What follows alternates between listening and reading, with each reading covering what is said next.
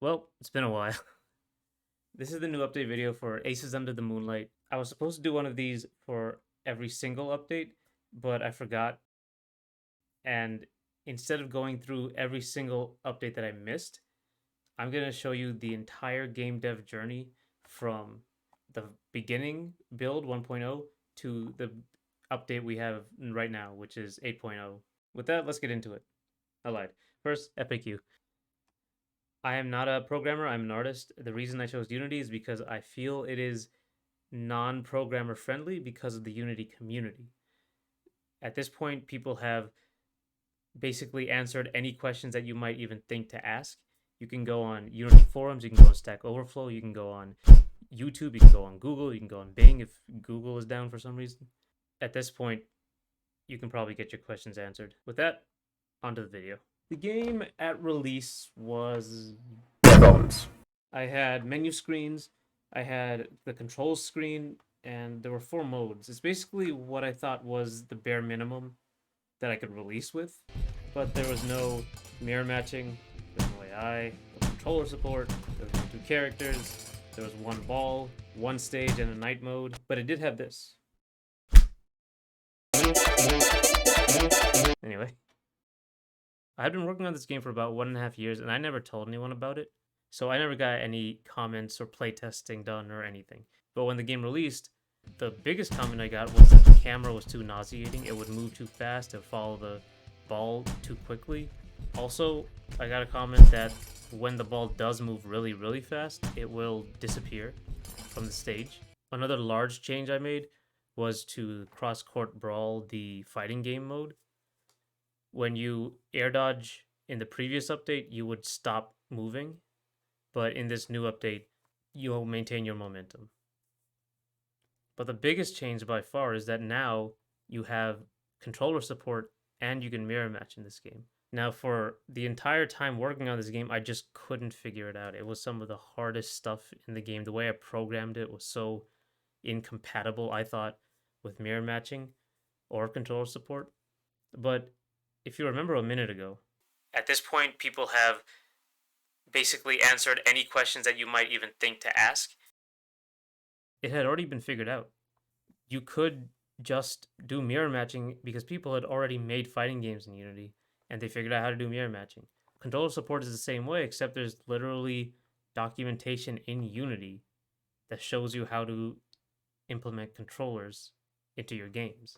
Those were by far the biggest changes, and they were all something that I could have had on release. So I had to learn a lot about Unity. But I also learned that, despite the fact that I didn't figure this apparently very simple thing out, I was kind of proud that my game actually felt like a game now. And I had done that. But there's a lot of work to do. As more and more people play this game, I noticed that it was harder to actually fix their concerns in the game because I kind of programmed it as I was learning. And what ended up happening is that the game is not scalable at this point. If I wanted to add more stages, I couldn't because the game relied on the fact that there was 1 stage. First things first, I changed that. There isn't that much lines of code that actually has it. I'll show it to you here. But there's a lot of changing things within the Unity editor. That was relatively simple compared to the VFX system. The VFX system was very bad. It was a problem. And here's how it works. Let's look at this blank space. This blank space will represent 1 VFX game object. Each VFX game object contains 4 variables: position, rotation, scale, and animation. Each of these can only have 1 value per game object at any one time. If you want to have 2 VFX animations playing at the same time, which you probably would in a video game, you would have to create another game object. And you would have to know how many VFX animations are going to be played at any time in your game because you have to make sure they don't overlap. You would have to do this before the game starts. You can't do this during the game, at least in the old VFX system. So let's look at the full VFX system that I have with this diagram. I needed to create a VFX slot for every VFX animation a character could have, but I would have to create separate ones per character. They're not interchangeable. each character has 3 separate VFX animation slots, and the ball has 2 of its own. I further categorized VFX slots because each VFX slot, to be as efficient as possible, handles multiple animations. It's just that these animations don't play at the same time, and I did have to time them frame by frame to make sure they could never play at the same time. Now, in order to explain this as well as possible, I'll have to show you in this screenshot. You can see on the left is the game object stack. Any game object you see with VFX in front of it was a VFX slot. And on screen right now is really barely anything, but that is 4 out of 8 VFX slots that are being used right now, which means that's half of the VFX that can possibly be on screen at any one time in this game. So let's break this down. Let's start with Cassandra. She's only using one of her VFX slots, and that's the jump, so she has some jump smoke coming off of her. Charlie is doing the same thing. The ball only handles one VFX animation, and that's a hit flash. And the hit flash consists of 2 different animations. So it's using both of its animations frames. The problem is that if 2 players hit the ball in quick succession, it can't play 2 hit flashes at the same time. It will just replace one of the hit flashes with another one. This was probably the most common glitch that the VFX caused. Now let's look at a better VFX system that I created that's currently in use. Now as you can see here, there are 15 blank spaces, 15 VFX objects, and that's because in this screenshot, there are 15 VFX objects that are currently on the screen right now. Let's break this down. So if we zoom in right here, you can see that there are 6 sparkly bits. Each of those are their own game object. So we can add them into 6 of these 15 slots. And it's probably very hard to see, but right now there are 2 hit flashes because the characters hit the ball in quick succession. As I said before, this could not happen in the previous VFX system because there can only ever be 1 hit flash. And each of these hit flashes consists of 3 parts. There is the logo impact, there is the background, and there is the lightning. And then the players have their own. One character is about to jump, so he has a jumping animation starting up. And the other character is currently falling, and there's a falling VFX associated with that. So as you can see here, I didn't create 15 separate VFX animations. They just show up and leave when the animation's over. It's far more robust. And on top of that, they're uncategorized. If I turn on the color coding, you can see the majority of this is handled by the ball, and then there are 2 handled by each player. There's also one that I don't even know what it is. It's probably somewhere around there. You can call as many of these animations as you want, whenever you want, and they can be as many on screen as your computer can handle. It's a way more robust system than last time, and this is the VFX system that's currently in place. I keep adding to it, and it's way easier to add VFX animations. It is probably the biggest change to this entire game. So aside from all of that, I added a new ball, Swivel Ball. It's an anti-gravity ball. It is constantly being pushed up at all times. This kind of makes spiking difficult. It makes really aiming difficult, but I thought it'd be a cool little new game design experience. The problem is that it is buggy. It constantly goes out of bounds. Sometimes it won't register your hits. Well, there wasn't a lot of individual changes in this update, and a lot of them were completely invisible. They were deep in the system. They were paramount to making sure that this game could be manageable in the future. Now, the reason I decided to do these really big changes was because I was about to do something that I should have done before this game came out, which is playtesting. For this update, I had to do something that I'd hoped I'd never have to do, which is socialize. I went to a local Smash tournament. The reason I want to do this is because usually I'm the only person playtesting, and then you can get a very narrow focus. So I decided to get a bunch of other people to playtest. Now, the main thing I got from this playtest was that the run speed had to change. Normally, the run speed has an acceleration in these characters, and the point was that I didn't want people to stand still constantly and wait for the ball to get to them. I wanted them to go to the ball. So it would be worse if you stood still and better if you were constantly moving. But it ended up that it just felt terrible. So it had to go. So now the characters move at top speed immediately. Another change was it was very difficult to understand what to do after you got a goal because you kind of just stand there for about 2 seconds and then the ball resets. So I added an animation to the ball goal get, and you get a spray that you can customize. It makes this fun little animation that counts up your score. You know, to make it more of an event. I made another new ball. It's kind of like hot potato. It's slow. It's very, very slow. It almost doesn't move until you hit it enough times, and then it will explode in whatever direction you hit it. You want to be the last guy to hit it, and you can like send it flying. The problem is, as usual, it's very buggy. It explodes in one direction and then it goes out of bounds.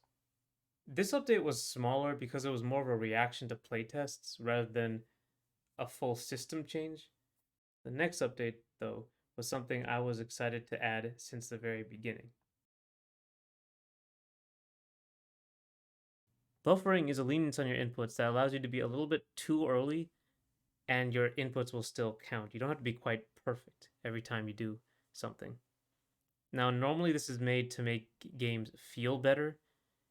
At a higher level, it will expand the options, which is why I really like buffering. Here's one example of an option that's been expanded.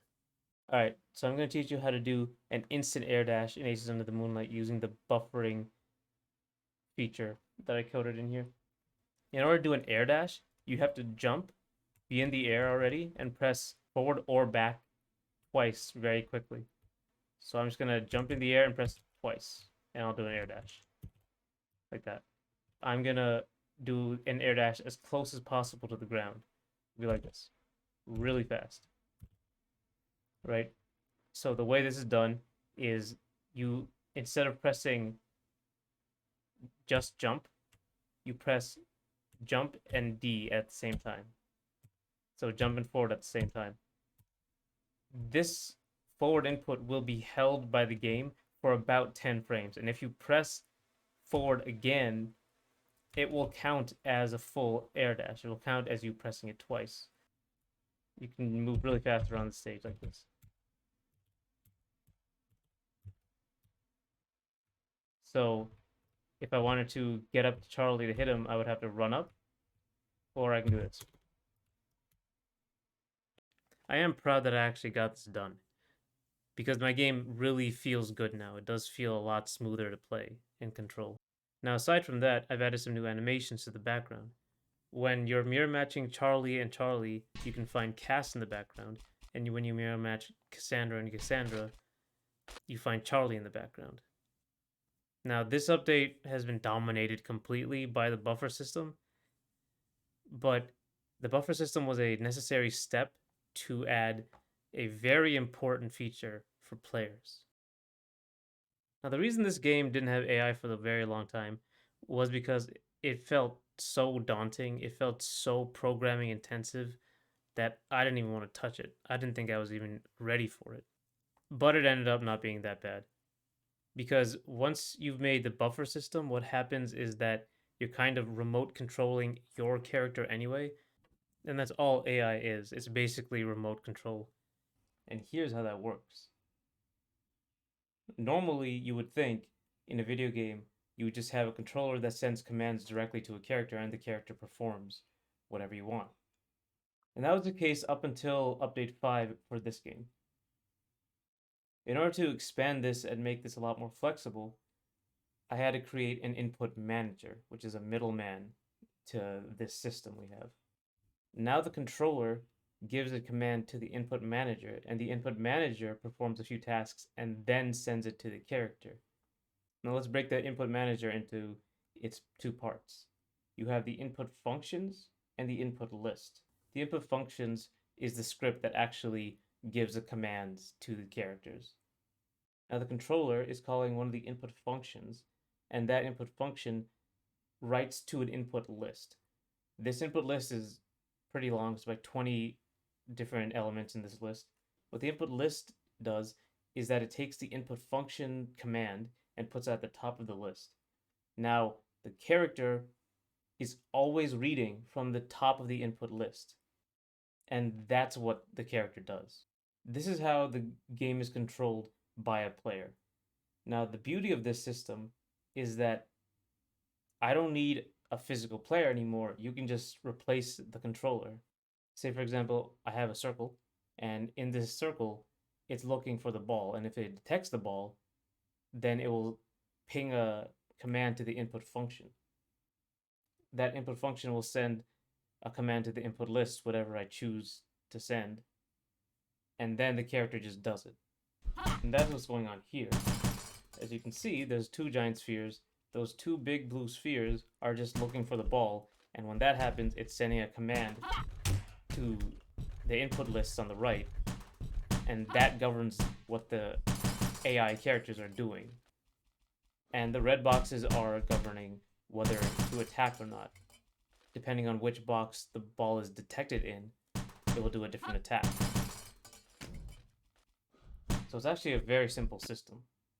While it's not super robust right now, it does solve my problem. And it does sort of feel like a human play. The reason I did all of this was because I was about to go off and do some other work, and I wanted to leave something for people to practice on their own if they didn't have a person all the time, so they can keep playing the game. After this, I take the longest break I've taken from this game since it began.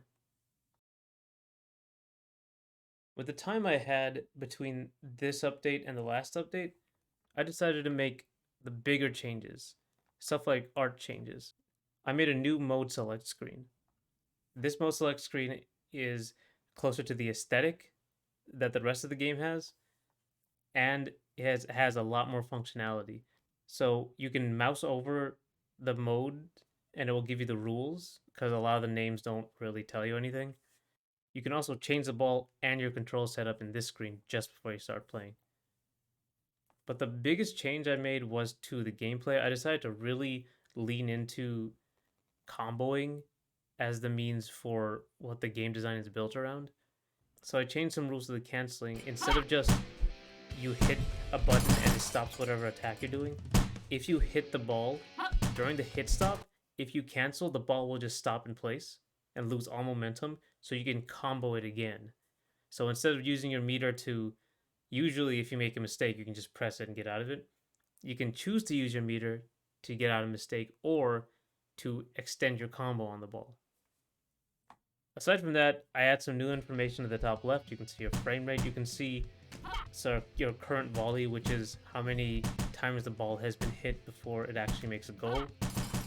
And you can see the highest volley you've made in this game session.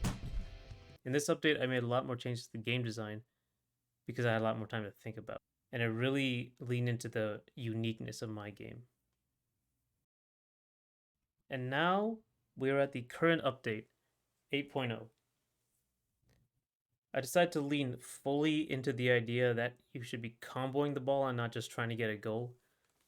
So now the only thing that will reset your combo count is getting a full goal. Anything else will only remove one combo point from you. This leads to a more tug-of-war style gameplay that makes you want to remove combos from your opponent rather than just you hit it and it's gone. You don't have to worry about it.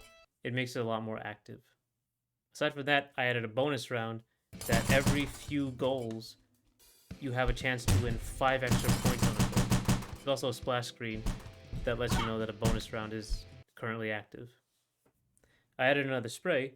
Sprays are a fun diversion because I can work in a different style, and now each character has 3 sprays they can use during the goal animation. Aside from that, out of bounds will actually give you a notification on screen that it has went out of bounds. Normally it just disappears and comes back. And really that's all for 8.0. And that's it so far. I've been working on this game for almost a year, just post-release.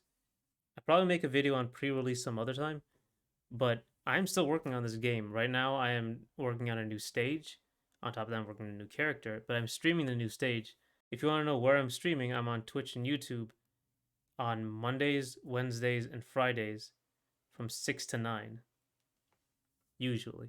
I hope to see you there, and if not, I'll see you in the next video. Bye.